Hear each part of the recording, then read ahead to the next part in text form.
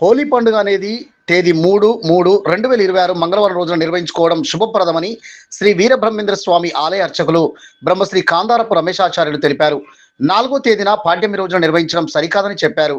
3:17 చంద్రగ్రహణం ప్రారంభమవుతుందని, కావున 3వ తేదీనే హోలీ వేడుకలు చేసుకోవడం శ్రేష్టమని అన్నారు. గురుభ్యో నమః.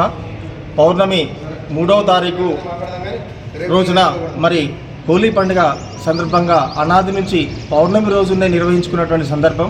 మరి రేపు ఏదైతే చంద్రగ్రహణం ఉన్నదని చెప్పి చెప్తా ఉన్నారు, మధ్యాహ్నం 3:17 నుంచి చంద్రగ్రహణం ప్రారంభమవుతుంది. మరి ఉదయం 6 గంటల నుంచే మరి ఆడపడుచులు, చిన్నలు, పెద్దలందరూ కలిసి మరి హోలీ పండుగను 6 గంటల నుంచే ప్రారంభం చేసుకుంటారు. మధ్యాహ్నం 2 గంటల వరకే అది క్లోజ్ అయిపోతుంది. కాబట్టి రేపే నిర్వహించుకోవడం శుభప్రదమని ఈ సందర్భంగా తెలియజేస్తా ఉన్నాను. ఏదైతే 4వ తారీఖు అనేది అది అసంబద్ధమైనటువంటి సమస్య.